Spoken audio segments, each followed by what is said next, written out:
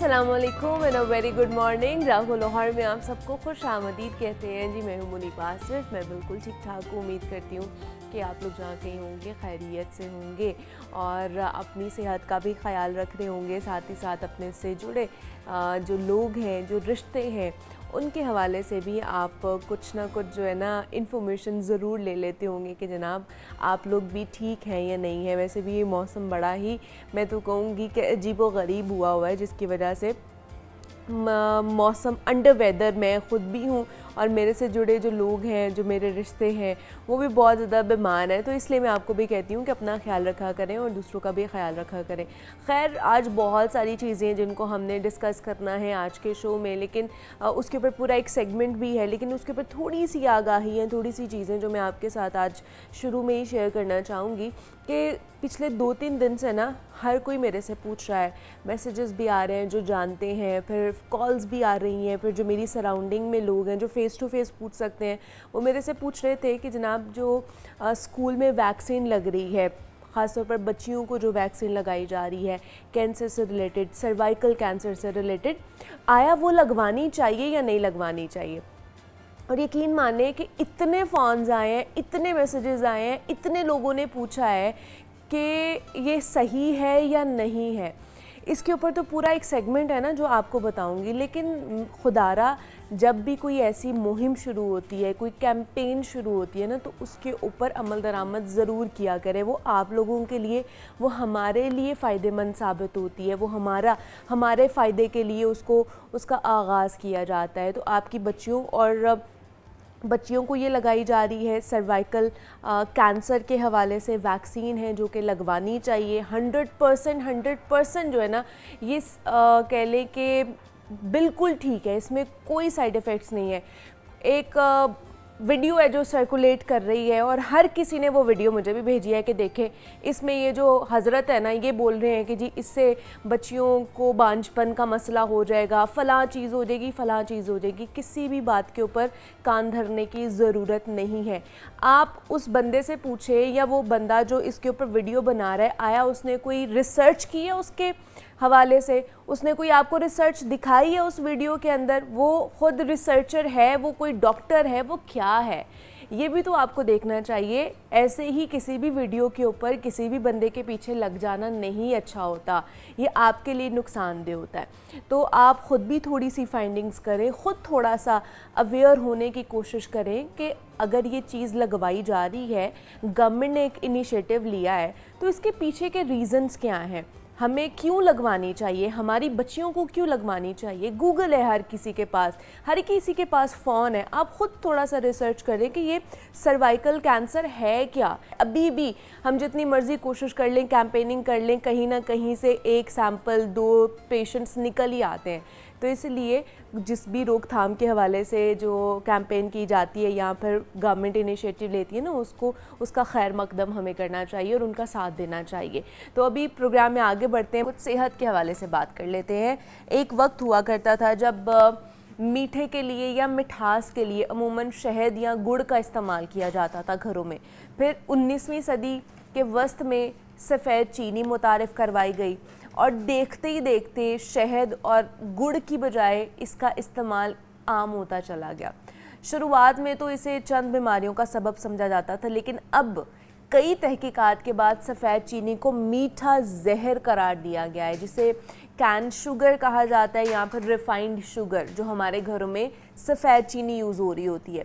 अब इसके इस्तेमाल के नतीजे में सिवाय कैलोरीज़ के कुछ हासिल नहीं होता हमें, जबकि हमारे यहाँ चाय के होटल्स या ढाबों पर आप देखें इजाफी चीनी पड़ी हुई होती है कि ले जनाब जितनी चाहे आप इसमें जो है ना ऐड ऑन कर सकते हैं। हमारे यहाँ ये कॉन्सेप्ट आम है कि मीठा नहीं तो बस फिर खुशियाँ भी हास नहीं होती हैं। तो आज हम इसी पर बात करेंगे कि चीनी के इस्तेमाल से हमारी सेहत को किन मसाइल और किन पेचीदगियों का सामना हो सकता है। और इस पर बात करने के लिए हमारे साथ स्टूडियोज़ में डॉक्टर हाशिम खान मौजूद हैं, जो कि कोच है फूड एंड हर्ब्स के।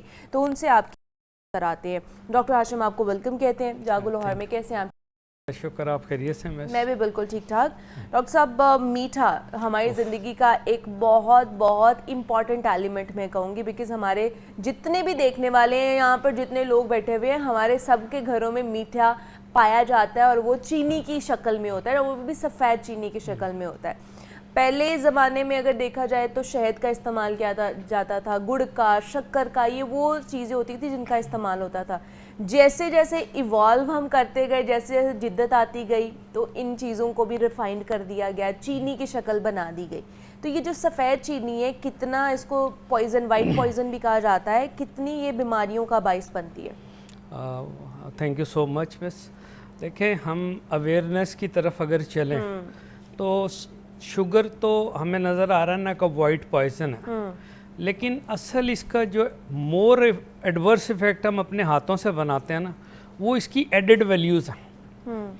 जब हम इसको ऐड करते हैं और इसको मिक्स करते हैं, डाइल्यूट करते हैं किसी भी चीज़, तो इसका सबसे ज़्यादा जो नेगेटिव इफ़ेक्ट आता है वो ये आता है कि इसमें जितनी कैलोरीज हैं वो स्पाइक देती हैं आपकी बॉडी में, और वो सबसे ज़्यादा जो उसमें कैलोरीज होती हैं उनमें न्यूट्रिशन जो हैं वो नहीं होता है।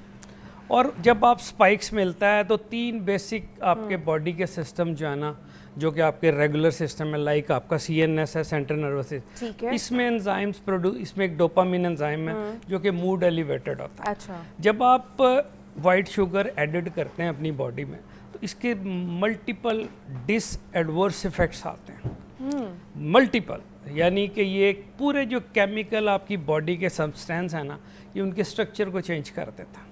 क्योंकि इतनी ज़्यादा स्पाइक देता है ना, बंदे समझते हैं बड़ी न्यूट्रिशन वैल्यू, क्या करेगा, सबसे ज़्यादा जाके आपकी गैस्ट्रोइंटेस्टाइनल ट्रैक को इफेक्ट करेगा, आपके हेपेटिक डिसऑर्डर, लिवर के आपको लार्ज नंबर ऑफ डिसएडवांटेजेस करेगा। और सबसे ज़्यादा इसकी फैट्स की एकमुलेशन होती है बेली में, और बेली के बारे में ये है कि belly is now your lifeline. Exactly. If your belly is not in the control, your life is not in the control. So first of all, जो belly में fats accumulate हो रहे हैं, उनसे जो multiple disadvantages आ रहे हैं बॉडी में, likewise आपके हार्ट डिजीज़ हैं, आपकी लिवर की डिजीज़ हैं, आपकी यूरोजेनिटल सिस्टम की डिजीज़ हैं, एंड स्पेशली डायबिटीज़ जो है वो टाइप 2 में कन्वर्ट होती है वहाँ पे। और जो पेशेंट्स हैं जब वो इसको ऐड करके लेते हैं तो इतना ज़्यादा स्पाइक देती है बॉडी में कि न्यूट्रिशन तो होते नहीं इसमें, और उल्टा ये पूरी केमिस्ट्री को डैमेज कर रही होती है बॉडी में। तो हम, जैसे अभी आपने बताया कि हम, एक ज़माना था जब गुड़ और शहद लेते थे, तो ये बेसिकली एक ऑल्टरनेटिव शुगर है, ठीक है, और ये और ज़्यादा हार्मफुल हो जाती है जब हम इसको एडिट करते हैं या हम कॉन्सेंट्रेटेड शुगर यूज़ करते हैं। ठीक है, चलिए मज़ीद भी डॉक्टर साहब से बात करते हैं और इसका अल्टरनेटिव भी जानने की कोशिश करेंगे कि अगर चीनी नहीं खानी है तो उसका अल्टरनेटिव क्या हो सकता है। लेकिन अभी आपको कुछ खाना बनाना भी हमने सिखाना है। आपको पता है कि हमारे साथ शेफ़ मौजूद होते हैं जो हमारे लिए कुछ नई रेसिपीज़ लेकर आते हैं। तो आज हमारे साथ शेफ़ रुखसाना मौजूद हैं स्टूडियोज़ में, तो उनकी तरफ चलते हैं और उनसे जानते हैं कि वो हमारे लिए क्या लेकर आई हैं आज। अस्सलाम वालेकुम। वालेकुम अस्सलाम। अल्लाह का शुक्र, आप सुनाइए कैसी हैं? मैं भी बिल्कुल ठीक ठाक। क्या लेकर आई हैं आज? आज मैं बहुत इजी, आपको पता मैं एज यूजुअल इजी रेसिपी लेकर आती हूँ। ढाबा स्टाइल चिकन शनवारी कढ़ाई में लेकर आई हूँ। क्या बात और है। घर में आप इजीली बना सकते हो और बहुत आसान इसके इंग्रेडिएंट्स है और बहुत आसान इसकी रेसिपी है, मतलब हर कोई मैनेज कर सकता है, इजीली बना सकते हैं। ढाबा स्टाइल शनवारी कढ़ाई आप लेकर चिकन शनवारी कढ़ाई, उसको आप ये रेसिपी आप मटन में भी कन्वर्ट कर सकते हैं, बीफ में भी कर सकते हैं और चिकन में भी कर सकते हैं। डिपेंड करता है आपके टेस्ट के मुताबिक आपको क्या आपने मीट यूज़ करना है। ओके, तो इसके लिए क्या क्या चीज़ें हमें चाहिए? जी, हम लोग पहले बर्नर पे ये आग ऑन है। अच्छा, मैंने हाफ के जी चिकन लिया है, ठीक है, ये मैंने चिकन इसमें ऐड कर दिया, ओके, ठीक है। और फिर मैंने 1 कप ग्लास पानी लिया है, ओके, ये भी आपने इसमें ऐड कर दिया। इसमें आपने टमाटर लेने हैं, बड़े टमाटर, ठीक है। कितने चाहिए हमें? 4 चाहिए, 3 या 4 आप कर लीजिएगा, डिपेंड करता है कि आपको ग्रेवी ज़्यादा चाहिए या थोड़ी चाहिए, ठीक है। मतलब अभी आपने हाफ के जी चिकन लिया ना, तो उसमें आप 4 डाल रही हैं? जी बिल्कुल। अच्छा, ये देखें, आपने टमाटर को यहाँ से ऐसे कट लगाना है, ठीक है। उसको हमने छोटे छोटे पीसेस में नहीं काटना? ये बस इसको ऐसे ही कट लगाना है, इसको ऐसे इसके अंदर रख देना, ठीक है। इसी तरह ऐसे, ये इसी के पानी में इसने गल जाना है और यही इसकी ग्रेवी बननी है। ओके, इसमें मैंने आधा चम्मच अदरक लहसुन का पेस्ट भी मैंने इसमें ऐड किया है, ठीक है। अच्छा। हाँ जी, ये ले। उसको लगाया हुआ था आपने चिकन को? हाँ जी, ठीक है। अदरक लहसुन का पेस्ट मैंने चिकन में लगाया चिकन को लगाया हुआ था ऑलरेडी। बिल्कुल। ओके। और इसमें मैंने 1 गिलास पानी लिया है और ठीक है। 4 टमाटर लिए हैं, हाफ केजी मैंने चिकन लिया है। ठीक है। और थोड़ा सा मैं इसमें सॉल्ट ऐड करूँगी। ठीक है। ये देखिए, हाफ टेबल स्पून आपने सॉल्ट ऐड किया है। ओके। और इसके बाद आपने खड़ा मसाला कोई भी, ये देखिए स्टार ले लिया है, ठीक है। और कड़ी पत्ता ले लिया, सब्ज़ इलायची, बड़ी इलायची, मतलब जो हमारे पास हाँ, थोड़ा सा। मसाले होते ये हैं घर घर के में, मसाले जो आपने डालने, ये लें, जो साबुत डालकर- मसाले हमारे पास साबुत घर मसाले। पड़े हुए हैं, जी बिल्कुल, वो हमने इसमें डाल देने हैं। ठीक है। अब आपने इसको बंद करके रख देना है तकरीबन 15 से 20 मिनट के लिए। ठीक ये है। इसी में चिकन ने कुक हो जाना है, टमाटर भी इसके गल जाएंगे। जब टमाटर गल जाएंगे तो इसका छिलका हमने उतार देना ओके। है। ठीक है, ये हमने छिलके समेत ही इसको डाला है और इसका छिलका हमने बाद में उतार देना है। अभी मैं इसको बंद करके रख देती हूँ, 15 से 15 मिनट लगेंगे इसको। और उसी दौरान में कि चिकन भी पक जाएगा, टमाटर भी गल जाएंगे, हर चीज़ तैयार हो जाएगी। फिर एंड में मैं दूसरे स्पाइसेस ऐड करूँगी, ऑयल डालूंगी, इसके अंदर दही डलनी है। मैं आपको छोटा सा फिर भी बता देती हूँ। सबसे पहले मैंने हाफ केजी मैंने चिकन लिया है और मैंने हाफ केजी ही टमाटर लिए हैं। ठीक है। ठीक है, और मैंने 1 कप गिलास पानी लिया है और मैंने उसको खड़ा मसाला हाफ टेबल स्पून मैंने डाल दिया और नमक डालकर मैंने इसको बंद करके रख दिया है। अब इसके बाद हमने क्या करना है, ये जब ये कुक हो जाएगा, इसके टमाटर के छिलके मैंने उतार देने हैं और इसके बाद मैंने हाफ कप जो है दही ऐड करनी है और ऑयल ऐड करना है। हाफ कप आपने ऑयल ऐड करना है। फिर इसके बाद आपने इसमें ब्लैक पेपर डालना है, साबुत धनिया पिसा हुआ डालना है, ज़ीरा डालना है और थोड़ा सा आपने क्रश चिली डालनी है। अब डिपेंड करता है कि आपको स्पाइस लेवल हाई चाहिए या लो चाहिए। ये थोड़ा लो लेवल में बनता है, कैलोरीज इसकी कम होती है, तो आप इजीली ये आसानी से खाया जाता है। मतलब इसमें ज़्यादा मसाले वगैरह नहीं होते हैं। तो इसके बाद ये मैं बनाने के बाद आपको मज़ीद रेफर ठीक है। मतलब अभी आप जो है ना इसको ढांप के रखने लगी हैं ताकि ये 15 से 20 मिनट इसको लगेगा, ये आराम से पक जाएगा। उसके बाद जो चीज़ें ऐड ऑन करनी है वो वैसे तो शेफ़ रुखसाना ने बता दी है, लेकिन वो बाद में ऐड ऑन की जाएंगी। तो तब तक आप इसको पकाएं, हम जो है ना डॉक्टर साहब की तरफ चलते हैं और उनसे जानते हैं जो हमने शुगर के हवाले से बात करनी है। तो डॉक्टर साहब, अब ऐसा बहुत से लोग कहते हैं जी बड़ा मुश्किल हो जाता है, अब हम बचपन से सफ़ेद चीनी खाते आ रहे हैं और बड़ा मुश्किल है कि अचानक से अब हम सफ़ेद चीनी छोड़ दें या मीठा खाना ही छोड़ दें। अच्छा है कि आप मीठा खाना ही छोड़ दें, वो ज़्यादा बेहतर है आपके लिए। थोड़ी सी क्वांटिटी आप खाएं विच इज़ गुड, लेकिन अगर हमने खाना है मीठा या चीनी वाली कोई चीज़ खानी है, मीठी चीज़ खानी है, तो उसका ऑल्टरनेटिव क्या हो सकता है? क्या लिया जा सकता है उसके ऑल्टरनेटिव में? देखिए, मॉडर्न वर्ल्ड में जो हमारे नेचुरल फ्रूट्स हैं, अच्छा, they are basically they contains natural sugars as well. हाँ, हमें अपने फ्रूट लेने चाहिए। हमें उसके साथ अब नई हर्ब्स डिस्कवर हो रही हैं। स्पेशली एक हर्ब है जिसको स्टीविया कहते हैं। जी बिल्कुल। Stevia is one of the best alternative of sugar as well. हाँ जी, क्योंकि वो नेचुरल है और वो एडवर्स इफेक्ट उसके साथ एसोसिएटेड नहीं है जो कि वाइट शुगर के साथ एसोसिएटेड है। जब हम वाइट शुगर की बात करते हैं ना, बड़ा इंपॉर्टेंट आपने क्वेश्चन किया कि बचपन से हमें आदत हो जाती है। भाई, जब बचपन से हमें एडेड शुगर की आदत हो जाती है तो जवानी का तो मुंह हम देखते ही नहीं। हमारी यूं ही हम एडल्ट होना शुरू होते हैं, मल्टीपल इफ़ेक्ट्स हमारे ऊपर आए हुए होते हैं, डिप्रेशन से लेके कार्डियोवैस्कुलर तक, लिवर डिसऑर्डर हैं, और हम अभी फ़ौरन से पहले ब्लड प्रेशर बढ़ना शुरू हो गया। अब पता चला डायबिटीज़ टाइप 2 हो गई है।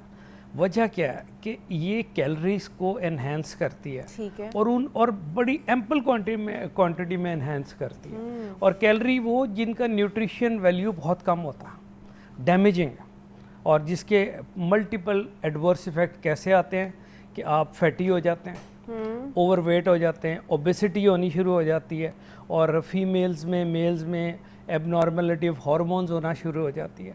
इसके साथ में इसके इन्फ्लेमेशन बढ़ता है और जो कार्डिक आपकी हेल्थ है उसमें ये बड़ा रोल प्ले करता है कि उसको ये डैमेज करने में। एलिवेटेड ये ट्राइग्लिसराइड्स को ना एलिवेट करता है और ये उस पर कंट्रोल नहीं होता और वो हार्ट रिस्क बढ़ता चला जाता है। इसी तरह लिवर के जितने भी केमिकल स्ट्रक्चर्स हैं ये उनको जाके डिसरप्ट करता है और आपका लिवर जो है वो फैटी होना शुरू हो जाता है और आपको पता ही नहीं चलता। और इसका एक सबसे बड़ा नुकसान ये भी, जब हम इसको इस्तेमाल करते हैं तो हम एक स्पेसिफिक प्लेयर करते हैं, वो प्लेयर जो है ना दैट इज़ डैमेजिंग। एग्जैक्टली लोग कहते हैं कि हम जब इसका इंटेक करते हैं, कुछ मीठा खाते हैं, चीनी खाते हैं ना, तो एकदम हमारी एनर्जी बूस्ट होना शुरू हो वो जाती ये समझते हैं वो होती है, हमें एनर्जी प्रोवाइड होती है इससे। और जबकि वो एनर्जी नहीं होती, वो डैमेजिंग होता है, वो ब्लास्ट होता है। उसको आप एनर्जी ना कहें, उसको ब्लास्ट कहें। बॉडी में एकदम स्पाइक आया, वो स्पाइक डैमेजिंग है, आपकी माइक्रो सर्कुलेशन को डैमेज कर देगा, आपकी बॉडी के पूरे जितने भी लिवर के मेटाबॉलिज्म सिस्टम है उसको अपना डैमेज कर देगा। और वैसे भी रिसर्च ये कहती है डॉक्टर साहब कि जोन सा फूड आपकी स्पाइक लेवल को जितनी जल्दी ऊपर लेकर जा रहा है ना, इंसुलिन यहाँ पर इस चीज़ को, उतनी ही जल्दी वो ड्रॉप भी करता है। कोर्स, और वो आपके लिए ज़्यादा डैमेजिंग होता है। जी बिल्कुल। वो इसीलिए जैसे मैंने मेंशन किया, वो कैसे ले जाता है ऊपर कि वो उसमें न्यूट्रिशन की बहुत कम वैल्यू होती है जो कि बेनिफिशियल होते हैं। बिल्कुल। उसके अंदर सारे के सारे अपना नेगेटिव न्यूट्रिशन वैल्यूज़ होती हैं जो कि एडिड शुगर से डेवलप हो रही होती हैं, उसमें पॉजिटिव न्यूट्रिशन वैल्यू नहीं होती। इसीलिए वो एकदम स्पार्क होता है, लेकिन जितनी जल्दी वो स्पार्क होता है उतनी जल्दी वो वापस आ जाता है। ठीक है, तो ये क्या बच्चों को भी नहीं देनी चाहिए? क्योंकि बच्चे छोटे बच्चे हैं, उनको फीडर देना होता है, जैसे दूध मिल्क, वो उसमें भी माएँ जो है ना वो शुगर डाल के दे रही होती हैं, उन्हें मिक्स करके दे रही होती हैं। जी देखें, जब माएँ ये काम कर रही होती हैं, हमें सबसे पहले एजुकेट होना है। अब बच्चों में जुवेनाइल डायबिटीज़ बहुत ज़्यादा बढ़ रहा है, you can check that is called diabetes type 1। हाँ जी। ठीक है, अब माएँ जो हैं, हमें क्योंकि एजुकेट होना है, ठीक है, हमने अवेयर होना है, और हम करेंगे इंशाल्लाह। हम उनको कोच कर रहे हैं, गाइड कर, कि जब तक माएँ इन्वेस्टिगेट नहीं करेंगी अपने आप को भी, हेल्थ अवेयरनेस नहीं, और बच्चों को भी। फर्ज करें एक मदर हैं, बच्चे को जुवेनाइल टाइप 1 है, उसको तो पता ही नहीं है बच्चे को शुगर है, ठीक है, और वो उसको चीनी मिला के और मिल्क के साथ वो उसको फीडर दिए जा रही, हाउ मच डैमेजिंग। और वो इफ़ेक्ट आने शुरू होते हैं, डॉक्टर के पास ले जाते हैं, वो जी कफ हो रही है, और जी बच्चा जो है ना वो सोता नहीं है, चीखे मार, ये सारे जो है एडवर्स इफेक्ट हैं कि उनको मीठा और उनको शुगर दी जा रही होती है, वो भी वाइट शुगर। डॉक्टर हाशिम हमारे साथ मौजूद थे और शुगर के हवाले से हमें बता रहे थे कि इसके क्या क्या नुकसानात हो सकते हैं और इसका अल्टरनेटिव क्या हो सकता है। डॉक्टर साहब बहुत शुक्रिया आपके वक्त का कि आप यहाँ पे आए। और जनाब हम कुछ बात कर लेते हैं हम स्किन केयर के हवाले से। और आपको पता है कि बारिशों का मौसम है और दूसरा सैलाब की सूरत हाल भी हमारे सामने है और बताया ये जा रहा है कि ये जो पानी इकट्ठा हुआ है सैलाब का, और उन इलाकों में ख़ास तौर पर बहुत सारी बीमारियाँ फैली हुई हैं, वो जल्द की बीमारियाँ हैं, बाकी बीमारियाँ हैं, इन्फेक्शंस बहुत ज़्यादा हो रहे हैं जल्द के हवाले से भी। तो यहाँ पर भी जब बारिश होगी, और वैसे भी आपको पता है एक्सपेक्टेड भी है बारिश, 11वां मानसून का स्पेल जो है वो एक्सपेक्टेड है।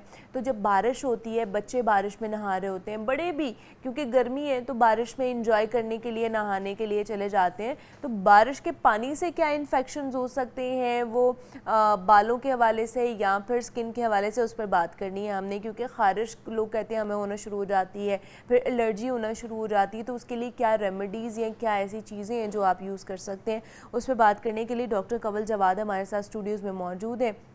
माहिर अमराज जल्द है, डर्मेटोलॉजिस्ट हैं, तो उनसे आपकी मुलाकात कराते हैं। डॉक्टर साहब आपको वेलकम कहते हैं जागो लाहौर में। कैसी हैं आप? ठीक ठाक हैं? थैंक यू सो मच, मैं ठीक हूँ अल्हम्दुलिल्लाह। आप कैसी हैं? आप मैं भी बिल्कुल ठीक ठाक बस गला जो है ना, आपको पता है कि वो आजकल साथ नहीं दे रहा मेरा, बाकी तो शुक्र अल्लाह का मैं बिल्कुल ठीक हूँ। आजकल बारिशों का मौसम है, मानसून का मौसम है, फिर सैलाब की सूरत हाल भी है। वहाँ पर तो रिपोर्ट्स आ रही हैं कि बहुत सारा इन्फेक्शन और जो पानी से फैलने वाली बीमारी हैं वो बहुत ज़्यादा फैली हुई हैं। यहाँ पर भी वो कहीं ना कहीं चीज़ें हैं, इन्फेक्शंस लोगों को हो जाते हैं बारिश के पानी से।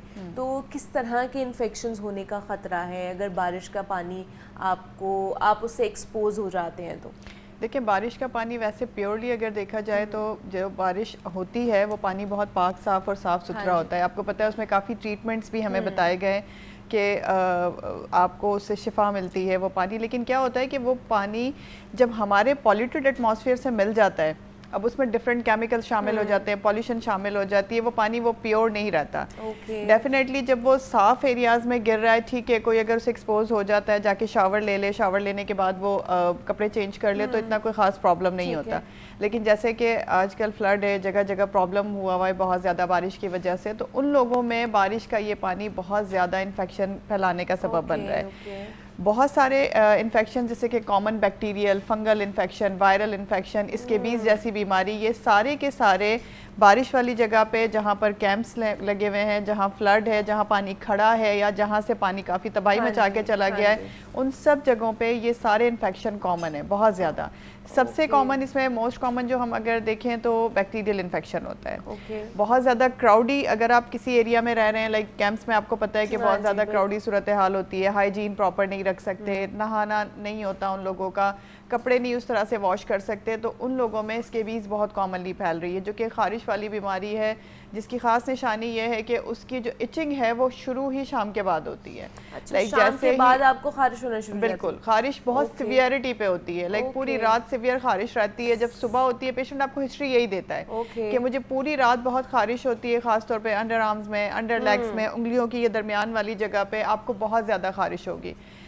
ऐसी सब चीज़ें उन जगहों पे कॉमन होती है जहाँ पर बारिश हो, जहाँ पर फ्लड हो, जहाँ कैंपिंग्स हो, उन सब जगहों पे ये वाले प्रॉब्लम्स बहुत ज़्यादा कॉमन है। और उसमें मोस्ट कॉमन रीज़न जो है वो ये होता है कि खड़ा हुआ पानी या फिर क्राउडेड एरिया और हाइजीन का प्रॉपर हाइजीन का प्रॉब्लम, और उसमें नहीं पता कि वो जो क्राउडेड एरिया है उसमें जो इतने लोग खड़े हुए हैं ग्रुप में जी, और उनको किस तरह की प्रॉब्लम है, उनको किस तरह का इन्फेक्शन है, तो वो आपको भी लग सकता है। तो इस पर मजीद बात करते हैं। कॉलर है साजिद, उन्होंने सियालकोट से हमें कॉल किया। अस्सलाम वालेकुम।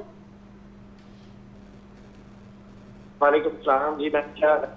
जी मैं ठीक हूँ, आप कैसे हैं? अल्हम्दुलिल्लाह। क्या पूछेंगे?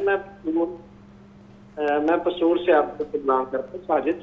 जी जी। तो सर जी, ये तो मैडम मैंने पूछना था कि हमारे ना इधर इलाके में पानी काफी आया हुआ है, ठीक है, तो उसकी वजह से मेरे पाँव में इन्फेक्शन हो गया डेली गुजर के, तो इसके लिए क्या करना चाहिए, मशवरा देते हैं?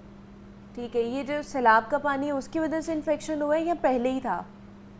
नहीं, सैलाबी पानी से। सैलाबी पानी से पाँव में इन्फेक्शन हो गया, नाखूनों में हुआ है या जल्द के अंदर हुआ है?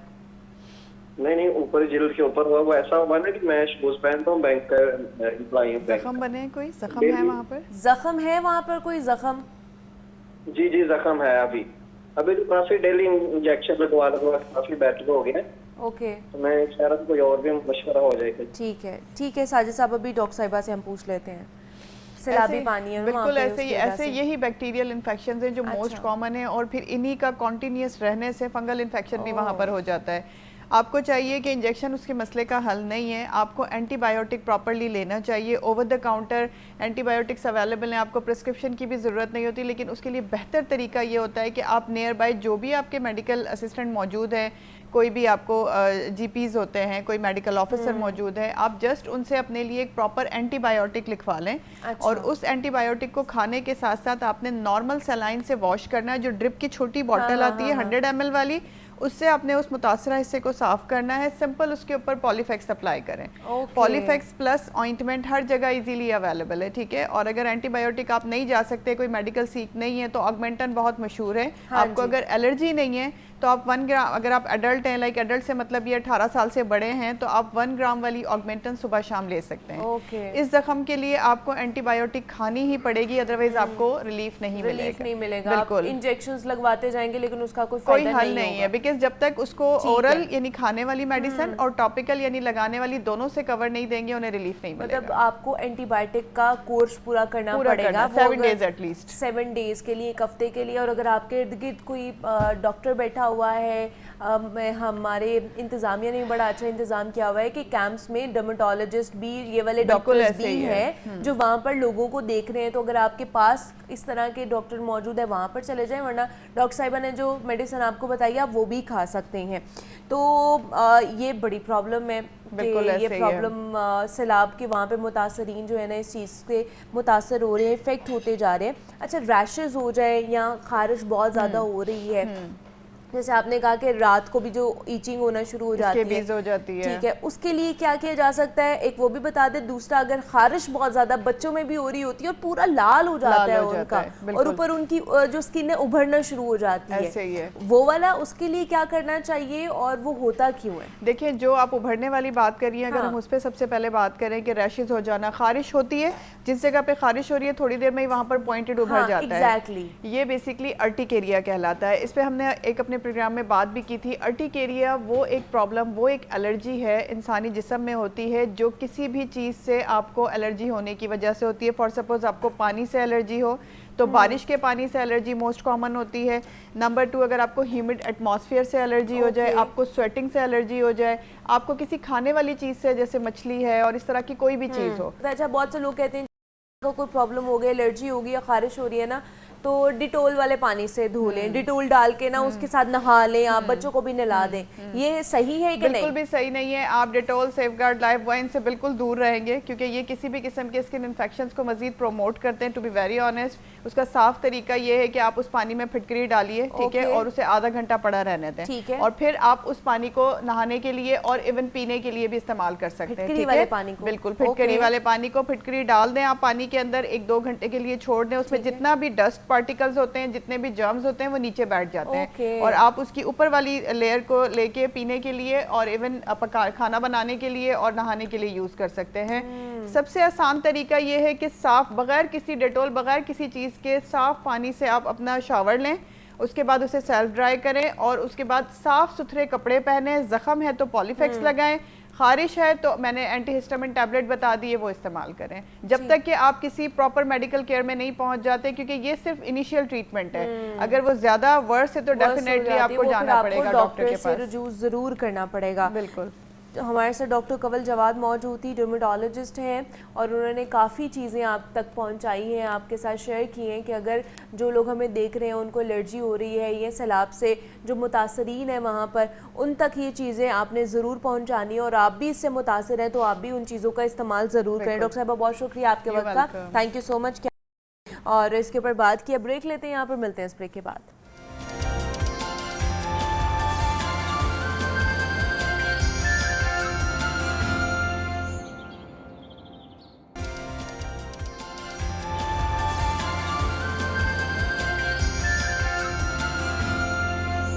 वेलकम बैक टू जागो लाहौर। जनाब, अभी शेफ़ रुखसाना की तरफ चलते हैं और देखते हैं कि जो कढ़ाई है हमारी शनवारी कढ़ाई, वो कहाँ तक पहुँची है। जी शेफ़ रुखसाना। जी अल्हम्दुलिल्लाह डन हो चुकी है। अच्छा जी, बन गई है हमारी शनवारी कढ़ाई, ढाबा स्टाइल जो है ना, आज उन्होंने हमें बनानी सिखाई है, जिसमें कोई ज़्यादा चीज़ें नहीं डली हैं, कोई ज़्यादा स्पाइसेस ऐड ऑन नहीं किए हैं, बहुत ही सिंपल सी है। वाओ।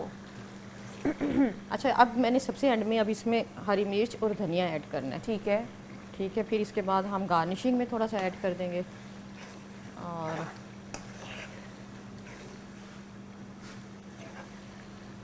बिस्मिल्लाहिर्रहमानिर्रहीम।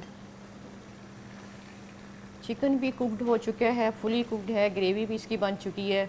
आप 1/2 kg चिकन लेना है, 1/2 kg ही टमाटर लेने हैं, थोड़ा सा पानी डालकर, 1/2 कप पानी डालकर, थोड़ा सा नमक डालकर आपने इसको पकने के लिए 15-20 मिनट के लिए रख देना है, ठीक है। वो उसी में ही ये कुकड हो जाएगा। जब पानी इसका ड्राई हो जाएगा, फिर आपने 1/2 कप दही ऐड करनी है, ज़ीरा ऐड करना है, साबुत धनिया मिक्स मसाला आपने ऐड करना है, और क्रश चिली थोड़ी सी ऐड करनी है, और फिर आधा कप थोड़ा सा आपने ना 3 टेबलस्पून बड़े बड़े चम्मच जो है ना, आपने यही जो मेरे पास है ऑयल ऐड करना है। आप इसमें देसी घी ऐड कर सकते, तो उसका मक्खन या देसी घी आप उसमें ऐड कर सकते, तो उसका फ्लेवर तो इतना लाजवाब आएगा ना। ये मैंने ऑयल यूज़ किया है, लेकिन अगर आप इसमें बटर ऐड कर लेंगे या फिर आप देसी घी ऐड कर लेंगे, तो कढ़ाई का आप यकीन करें, आपको पता ही नहीं चलेगा आप कितने नान खाकर खा गए हैं और कितनी रोटियां आपने खा ली। और इसमें सिर्फ और सिर्फ हमारे टमाटर गए हैं, कोई सिर्फ इसमें टमाटर, अदरक, लहसुन का पेस्ट और योगर्ट, ये सिर्फ उसकी ही ये ग्रेवी है। क्या बात है, वाह जी वाह। आप देख सकते हैं कि उसकी ग्रेवी भी माशाल्लाह इतनी बनी हुई है, और उसका जो अरोमा इस वक्त हमारे पूरे स्टूडियो में आ रहा है ना, वो इतना मज़े का अरोमा आ रहा है, और उसकी लुक भी बड़ी मज़े की लग रही है। तो ये हमारी आज जो है ना ढाबा स्टाइल चिकन कढ़ाई, शनवारी कढ़ाई जो है ना, वो शनवारी कढ़ाई शेफ़ रुखसाना ने बनाई थी, और आपको उन्होंने अच्छे तरीके से बता भी दिया है कि किस तरह बनानी है। इस तरह और इसमें क्या क्या चीज़ें जो है वो ऐड ऑन होती हैं। तो ये हमारी बन गई है। ये आप उनकी प्लेटिंग भी देख सकते हैं कि आप इसको नान के साथ खाएं, आप इसको रोटी के साथ खाएं, खमीरी रोटी के साथ खाएं, खाली भी आप खा सकते हैं। हाइजीन, मेन चीज हाइजीन के आप घर में हाइजीन इजीली का भी बना ख्याल सकते हो। रखना है। एग्जैक्टली। आपको होता है ना बाहर जब आप जाते हो तो सो टेंशन होती है, हाथ भी धुले हुए नहीं है, साफ है, पानी भी अच्छा यूज़ किया, ये सारा होममेड हाइजीन है। ठीक है जी, Fresh। बहुत ही खूब और बहुत ही मज़े की है ये। जब हम खाएंगे तो आपको ज़रूर इसका फीडबैक भी दिया जाएगा। शेफ़ रुखसाना हमारे साथ मौजूद थी। Chef Rukhsana, thank you so much कि आप आई और इतनी मज़े की और आसान सी रेसिपी जो है ना वो हमारे लिए, आप लोगों के लिए लेकर आती है ताकि हम घर में ना खाना बनाना शुरू कर सकें। Thank you so much. अभी आगे बढ़ते हैं जनाब। जिस तरह मैं अपने प्रोग्राम के आगाज़ में बात कर रही थी कि आजकल वैक्सीन लग रही है स्कूल्स के अंदर, वो भी बच्चियों को वैक्सीन लगाई जा रही है। इसको सर्वाइकल वैक्सीन भी कहा जा रहा है, सर्वाइकल कैंसर भी कहा जा रहा है, और इसका दोनों प्रोनाउंसिएशन जो है ना वो ठीक है। सर्वाइकल भी कहा जा रहा है और सर्विक्स, जिस तरह ये सर्विक्स का कैंसर होता है, ये कह लें कि आपका जो लोअर बॉडी होता है ख़ास तौर पर, वहाँ पर कैंसर होता है, जिसकी वजह से इसकी रोकथाम के लिए ये जो है वैक्सीन का आगाज़ किया गया है, इस मुहिम का आगाज़ किया गया है। 15 सितंबर से 27 सितंबर तक ये जो वैक्सीन है ये जारी रहने वाली है। अभी पंजाब में लग रही है, सिंध में लग रही है, इस्लामाबाद में लग रही है और आज़ाद कश्मीर तक इसको वसी किया जा रहा है। इसका जो दायरा कार है, हुकूमत ने ये सोचा है और इसकी कोई भी इसका कह लें कि नेगेटिव इम्पैक्ट नहीं आता, कोई बांझपन नहीं है। जैसे मैंने आपसे बात की थी कि पूरा हमारे पास सेगमेंट है, पूरे पैनल्स हमारे साथ इधर बैठा है जो हमें बताएगा कि इसकी क्या बेनिफिट्स हैं इसके। आप बच्चों को इजाज़त दें, आप स्कूल वालों को इजाज़त दें, एक फॉर्म आपके घर आएगा जिसमें माँ बाप की, वालिदैन की इजाज़त के बगैर ये वैक्सीन नहीं लग रही है। तो आप लोगों से रिक्वेस्ट हम ये करेंगे कि आप उनको इजाज़त दें कि वो ये वैक्सीन लगवाएं ताकि आप अपनी बच्चियों की फ्यूचर को सिक्योर कर सकें, वो हेल्दी रहें। तो इस पर बात कर लेते हैं। इस पर बात करने के लिए हमारे साथ स्टूडियोज़ में एक तो बिलाल मौजूद है, मोहम्मद बिलाल है, नुमाइंदा लाहौर न्यूज़ है। बिलाल, आपको वेलकम कहते हैं जागो लाहौर में। और साथ ही साथ हमें आसिम रऊफ साहब ने भी ज्वाइन किया है जो कि ड्रैप के एक्स CEO हैं, तो उनसे भी आपकी मुलाकात कराते हैं। आसिम साहब, आपको भी खुश आमदीद कहते हैं जागो लाहौर में। आसिम साहब, ये 12 रोज़ा इंसदादे जो मुहिम चल रही है, क्या कहेंगे इसके ऊपर? बहुत सारी गलत चीज़ें भी हमारे सामने आ रही हैं, सर्कुलेट हो रही हैं, ऐसी कह लें कि वीडियोस बनी हुई हैं जो कि लोग कह रहे हैं जी इससे बांझपन हो जाएगा, ये वैक्सीन नहीं लगवानी चाहिए। सबसे पहले बताइए, ज़रूरत क्यों पेश आई है इस वैक्सीन की हमें लगवाने की? पहले तो नहीं हमने सुना था, अभी ये हमें नज़र आया कि मंजर आम पर आई है कि अब इसकी जो एक कैंपेन हो रही है, क्यों ज़रूरत पेश आई है? बिस्मिल्लाहिर्रहमानिर्रहीम। बड़ा इम्पोर्टेंट टॉपिक है। इसमें मैं ये समझता हूँ कि हमारी बच्चियों का मुस्तकबिल वाबस्ता है। बेशक ये केसेस डे बाय डे बढ़ते जा रहे हैं। पहले कम थे। अगर आप डेटा उठा लें दुनिया का तो डे बाय डे इसमें इजाफा होता जा रहा है। इसको टेक केयर करने के लिए WHO और गावी के तावन से पूरी दुनिया में एक कैंपेन लॉन्च की जा रही है और इस कैंपेन की वजह से आप देखिएगा कि पूरी दुनिया में एक इम्पैक्ट जनरेट हो रहा है वैक्सीनेशन का। जी। तो सर्विक्स जो है और सर्विकल कैंसर को रोकने के लिए एक प्रॉपर वैक्सीनेशन मुहिम पूरी दुनिया की तरह पाकिस्तान में भी लॉन्च की जा रही है। ओके। अब देखें कि जी इसके इफ़ेक्ट्स या साइड इफ़ेक्ट्स या जो रूमर्स इस वक्त मार्केट में बहुत ज़्यादा हैं कि जी इनफर्टिलिटी हो जाती है, कोई न्यूराइटिस हो जाता है, कोई साइकोसिस की कोई प्रॉब्लम्स लोग बताते हैं। तो मैं कैटेगोरिकल टर्म्स में ये बताना चाहता हूँ कि जी ऐसी कोई स्टडीज़ इस वक्त अवेलेबल नहीं। ठीक है। और मतलब आप ये देखिए कि दुनिया के एडवांस कंट्रीज से लेके इस वक्त जो डेटा हमें बताता है 148 कंट्रीज़ इस वक्त आउट ऑफ 196 जो है WHO में इस कैंपेन को लॉन्च किया हुआ है, फुली या पार्शली। ओके। तो जब इतनी बड़ी तादाद में ये पूरी दुनिया में जा रही है और लग रही है और मिलियंस डोजेज़ इसकी लग चुकी हैं, मतलब ये नहीं है, और इसका डेटा जो है मतलब एक डेकेड से ज़्यादा हमारे पास मौजूद है। तो ये सारे जब हम फैक्ट्स को देखते हैं तो मैं ये समझता हूँ कि जी गवर्नमेंट ऑफ पाकिस्तान का ये बड़ा ज़बरदस्त स्टेप है, बड़ा बोल्ड स्टेप है और इस बोल्ड स्टेप की बदौलत हम अपनी आने वाली जनरेशन को बचाने में बड़ा अहम किरदार अदा कर सकते हैं। और मेरी वालिदैन से भी ये इल्तमास है कि जी वो ये रूमर्स पे ना जाएं। जो साइंटिफिक डेटा है उसका कोई नेमल बदल नहीं है। बेशक ऐसे ही है, ये बेबुनियाद जो प्रोपोगेंडा किया जा रहा है इसके ऊपर तो कान ना ही धरे तो ज़्यादा और मैं बेहतर सिर्फ एक चीज़ और कहना चाहूँगा कि ये जो डेटा जो जब ये वैक्सीन बनती है तो इसको जब स्क्रीन किया जाता है, इस डेटा को जो स्टडी किया जाता है, ठीक है, तो ये क्रेडिबल जो कंट्रीज हैं, रेगुलेटरी अथॉरिटीज़ हैं, ये इसको स्क्रीन आउट कर चुकी हैं। ठीक है, और ये WHO की रिकमेंडेशन के बाद पाकिस्तान में आ रही है। सही है। तो ये टोटली सेफ है। थोड़ा सा अब जैसे वैक्सीन की बात हो ही रही है तो थोड़ा सा ये भी हमें बता दें अवेयरनेस के लिए कि वैक्सीन बनी किस चीज़ से है, मतलब वायरस से बनी है, उसके DNA से बनी है या फिर प्रोटीन से बनी है, इसको तैयार किस तरह किया जी गया है? ये जो इंतहाई सेफ तरीका जो राइज है बड़े मतलब मैं समझता हूँ दहाइयों से, वो प्रोटीन का तरीका है और ये प्रोटीन से ही बनी हुई है। ये L1 प्रोटीन होती है जो रोल प्ले करती है सर्विकल वैक्सीन के लिए बनाने में। HPV जो वैक्सीन जिसके लिए हम यूज़ कर रहे हैं, तो ये प्रोटीन से बनी हुई वैक्सीन है। इसका बल्कि उससे भी कोई तल्लक नहीं जो पहले कभी डिबेट हुई थी कोरोना में कि जी mRNA और दूसरी जो लोग कहते थे जी कोरोना को ही उसी का वायरस जो है ना वो हमें दोबारा से उसको डेड करके जो है ना वो लगाया जा रहा है वैक्सीन के थ्रू, तो इसके भी ऐसे र्यूमर्स हैं। इसमें भी है लेकिन इसमें कोई डेड वायरस नहीं है, कोई लाइव वायरस नहीं है। इट इज़ प्रोटीन मेड और टोटली सेफ है। ये जाके बॉडी में ना तो ये बीमारी को इनिशिएट कर सकती है ना ये कोई प्रॉब्लम कर सकती है। It's just a combination of protein और L1 प्रोटीन इसे कहते हैं, उससे बनी होती है। मैं बिलाल आपकी तरफ आना चाहूँगी। इतनी अच्छी मुहिम, इतनी अच्छी कैंपेनिंग की जा रही है, ऑब्वियसली इसके पीछे पूरा एक डेटा होगा, एक रिसर्च R&D की गई होगी कि क्यों कैंसर बढ़ता जा रहा है। अगर सर्विकल कैंसर की बात कर ली जाए, बच्चियों में ख़ासतौर पर ब्रेस्ट कैंसर की भी तादाद बढ़ती जा रही है, रेशो बढ़ती जा रही है। पूरी रिसर्च की गई, फिर उसके बाद उन्होंने सोचा होगा कि वैक्सीन का आगाज़ किया जाए, इस कैंपेन का आगाज़ किया जाए। सेम एग्जैक्ट अगर पोलियो की बात की जाए तब भी यही चीज़ें हुई थी ना। और पोलियो में भी इन्होंने यही चीज़ें की कि गलत प्रोपेगेंडा किया गया, अभी तक वो चल रहा है। और अब इस दफ़ा भी ये चीज़ें आ रही हैं कि स्कूल में इवन दो कि मैं कल मेरे से कुछ ख़वातीन थी वो पूछ रही थी, उन्होंने कहा कि हमारे स्कूल के जो बच्चों की टीचर्स हैं ना वो कह रही हैं कि आपने नहीं लगवाना है, कि ये ना इनफर्टिलिटी कर देंगी, ये बांझपन का शिकार कर देंगी वैक्सीन। मतलब टीचर्स, उनकी ट्रेनिंग कहाँ पर गई है कि टीचर्स बच्चियों को बोल रही हैं कि आप अपने वालिदैन को बोलें हमने नहीं लगानी है ये। बिल्कुल एग्जैक्टली मुनीबा ऐसे ही है। मुझे भी कल कई फ़ोन्स आए, कई हमारे जो सीनियर जर्नलिस्ट हैं उन्होंने भी हमसे पूछा, चूँकि हम हेल्थ सेक्टर को डील करते हैं। तो आपको पता है कि कोरोना के ज़माने में मुझे याद है डॉक्टर साहब आसिम राव साहब ने चूँकि इंटरव्यू में बड़ा एक्सप्लेन कर दिया है उसकी सारी हिस्ट्री भी, कि कोरोना के अंदर भी कुछ डॉक्टर्स कहते थे कि हम कोरोना की वैक्सीन लगवाएं या ना लगवाएं, इस तरह का वहाम था।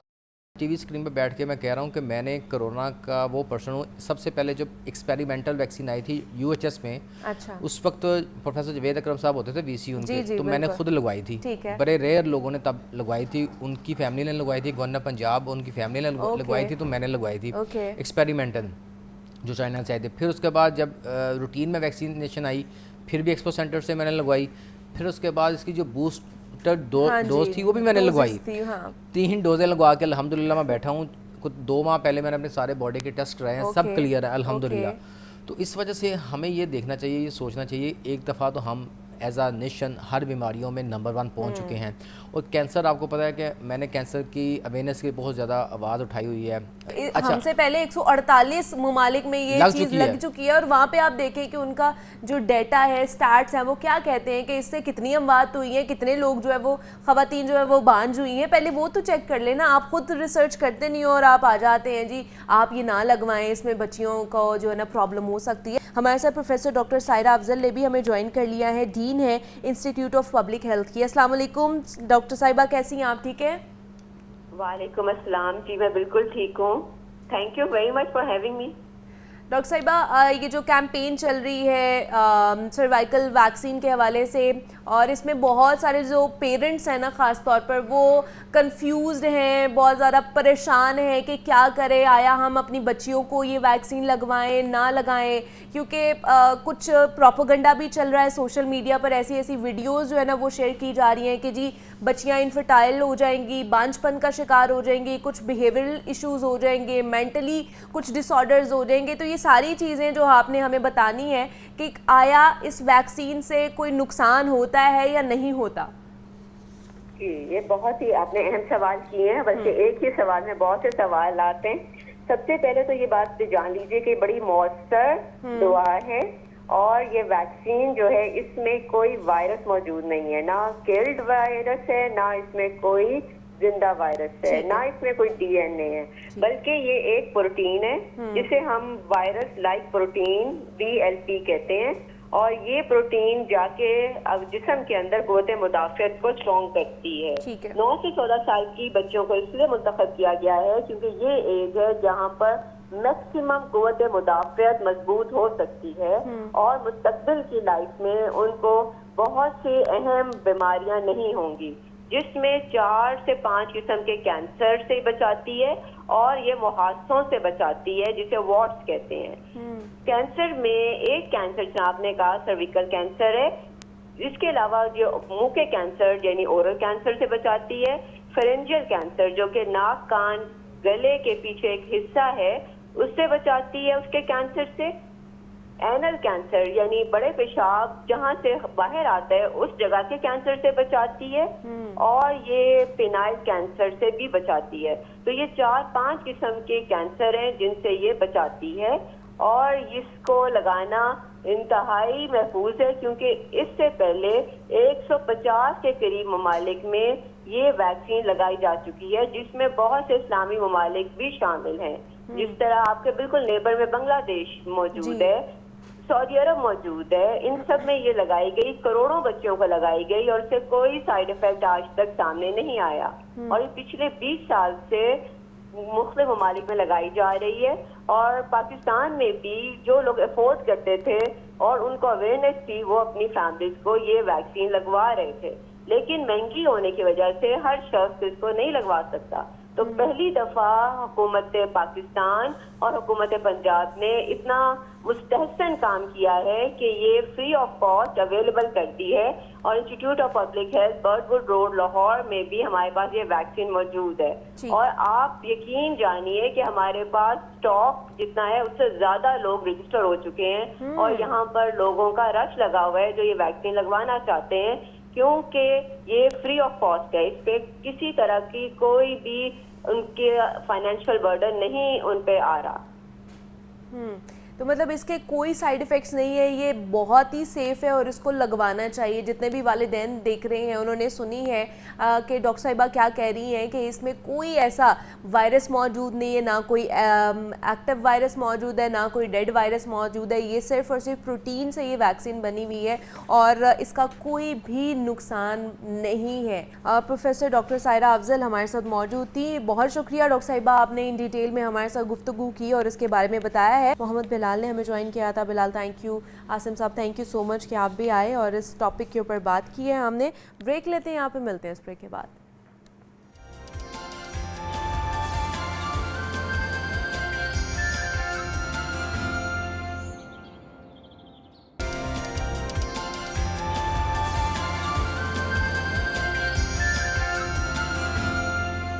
वेलकम बैक टू जागो लाहौर। जनाब, इंसानी ज़िंदगी में ना ताल्लुकात हमेशा से ज़हनी सुकून और नफ्सियाती तवाज़ुन का ज़रिया रहते हैं, लेकिन डिजिटल दौर में अगर बात की जाए तो ये ताल्लुकात नई शक्ल इख्तियार कर चुके हैं। हर चीज़ डिजिटल हो चुकी है, दोस्तियाँ, प्यार, रिलेशनशिप्स, हर चीज़ डिजिटलाइज हो गई हुई है। तो सवाल ये है कि क्या ऑनलाइन ताल्लुकात वही असर रखते हैं हमारे ऊपर जो हकीकी रिश्ते रखते हैं?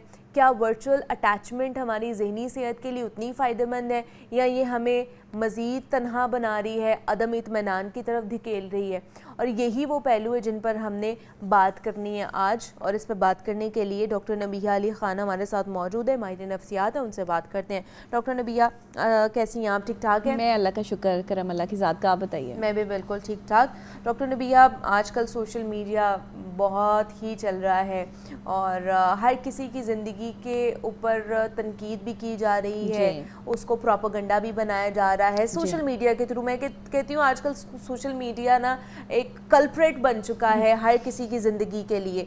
तो ये जो दोस्तियाँ हैं, रिश्तेदारियाँ हैं, रिश्ते हैं, रिलेशनशिप्स हैं, लव है, प्यार मोहब्बत का हर चीज़ सोशल मीडिया पर हो रही है। बिल्कुल ऐसे हकीकी ज़िंदगी में जो चीज़ होती है, चले दोस्ती की बात कर ली जाए कि हकीकी ज़िंदगी में जो हम दोस्ती करते हैं और जो ऑनलाइन हम दोस्ती करते हैं, दोनों का मुवाजना किया जा सकता है? दोनों एक जैसी हैं या अलग अलग है? नहीं, बिल्कुल मुवाजना नहीं है, कोई मुवाजना नहीं है। उसकी वजह यह है कि आप एक जब जहाँ वर्चुअल मौजूद हैं, जहाँ AI के साथ आप जो है वो अटैच हैं, जहाँ पर आपके पास मुख्तलिफ ऐप्स हैं, वहाँ पे आप साइकोलॉजिकल जो है वो मुख्तलिफ किस्म की चीज़ें जो है वो देखते हैं। ये इमोशंस की बात है, आपकी दोस्ती आपने ये अपने लिए ख़ुद डिसाइड करना है कि ये दोस्ती है या मतलब परस्ती है।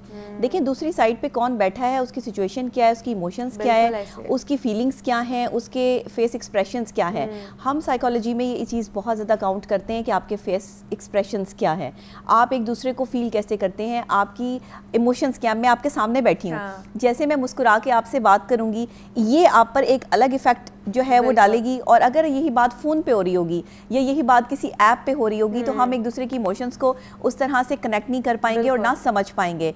तो साइकोलॉजिकल पॉइंट ऑफ व्यू से जहाँ दुनिया ने तरक्की की है, जहाँ जदीद टेक्नोलॉजी जो है वो हमारे पास आ गई है, मुख्तलिफ सोशल मीडिया की वेबसाइट्स हैं जहाँ पर दोस्ती के लिए बहुत सारे लोग आपको मिल जाते हैं। आप एक बंद कमरे में बैठकर मुख्तलिफ लोगों के साथ कनेक्ट हो जाते हैं, मुख्तलिफ जगहों पे ना, मुख्तलिफ जगहों पे, मुख्तलिफ ममालिक में आपको ऐसे लगता है कि आप कनाडा बैठे हैं, आप अमेरिका बैठे हैं। एक तरह से अगर देखें तो ये कोई बुरी बात भी नहीं है, लेकिन अगर आप बहुत सारा वक्त अपना स्क्रीन की तरफ लेके जाते हैं तो इससे आपके जो डैमेजेस होते हैं वो आप कहीं क्लेम नहीं कर सकते।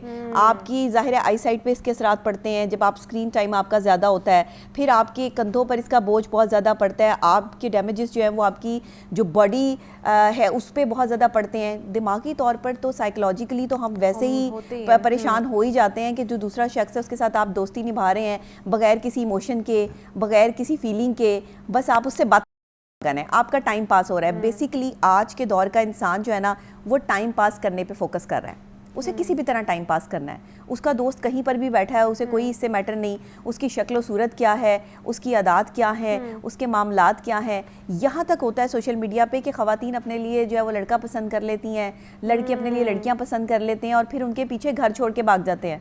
यहाँ तक भी केसेस जो है वो रजिस्टर्ड होते हैं।